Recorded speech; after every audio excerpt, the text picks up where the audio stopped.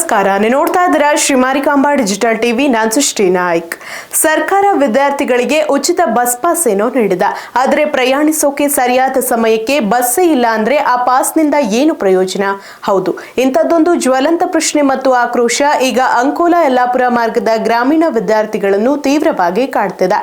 Pass ಕೊಟ್ಟ ಸರ್ಕಾರ bus ಕೊಡದ ವ್ಯವಸ್ಥೆಯ ವಿರುದ್ಧ ವಿದ್ಯಾರ್ಥಿಗಳು ಮತ್ತು ಪೋಷಕರು ರೊಚ್ಚಿಗೆದ್ದಿದ್ದಾರೆ. ಅಂಕೋಲಾ ತಾಲೂಕಿನ ಮಾಸ್ತಿಕಟ್ಟ, ಹಬ್ಬುಳ, ಮೂಲೆಮನೆ, ಸಬಗುಳಿ, ಆಲದಕೋಣ ಹಾಗೂ ವಜ್ರಳ್ಳಿ ಸೇರಿದಂತೆ ಹಲವು ಗ್ರಾಮಗಳ ನೂರಾರು ವಿದ್ಯಾರ್ಥಿಗಳು ಪ್ರತಿನಿತ್ಯ ಶಾಲಾ ಕಾಲೇಜುಗಳಿಗೆ ತೆರಳಲು ಪ್ರಾಣ ಸಂಕಟ ಅನುಭವಿಸುತ್ತಿದ್ದಾರೆ.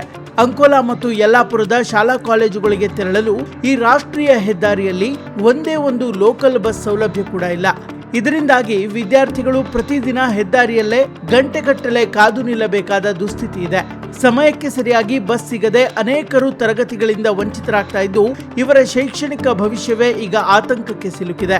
ಇನ್ನು ಬಸ್ ಇಲ್ಲದ ಕಾರಣ ಅನಿವಾರ್ಯವಾಗಿ ವಿದ್ಯಾರ್ಥಿಗಳು, ಅದರಲ್ಲೂ ವಿಶೇಷವಾಗಿ ಹೆಣ್ಣು ಮಕ್ಕಳು, ಹೆದ್ದಾರಿಯಲ್ಲಿ ಬರುವ ಅಪರಿಚಿತ ಲಾರಿಗಳು, ಖಾಸಗಿ ವಾಹನಗಳು ಹಾಗೂ ಹೊರ ರಾಜ್ಯದ ಗೂಡ್ಸ್ ಗಾಡಿಗಳಿಗೆ ಕೈಮಾಡಿ ಜೀವ ಕೈಯಲ್ಲಿ ಹಿಡಿದು ಪ್ರಯಾಣಿಸುತ್ತಿದ್ದಾರೆ.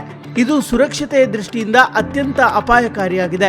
ಯಾವುದೇ ದೊಡ್ಡ ಅನಾಹುತ ಸಂಭವಿಸುವ ಮುನ್ನವೇ ಸಾರಿಗೆ ಇಲಾಖೆ ಎಚ್ಚೆತ್ತುಕೊಂಡು ಬೆಳಗ್ಗೆ ಮತ್ತು ಸಂಜೆ ವಿದ್ಯಾರ್ಥಿಗಳ ಸಮಯಕ್ಕೆ ತಕ್ಕಂತೆ ತಕ್ಷಣವೇ ಲೋಕಲ್ ಬಸ್ಗಳನ್ನು ಓಡಿಸಬೇಕು. ಇಲ್ಲದಿದ್ದರೆ ಇಡೀ ಹೆದ್ದಾರಿಯನ್ನ ತಡೆದು ಉಗ್ರ ಪ್ರತಿಭಟನೆ ಮಾಡೋದು ಗ್ಯಾರಂಟಿ ಅಂತ ಸ್ಥಳೀಯರು ಸರ್ಕಾರಕ್ಕೆ ಖಡಕ್ ಎಚ್ಚರಿಕೆ ನೀಡಿದ್ದಾರೆ.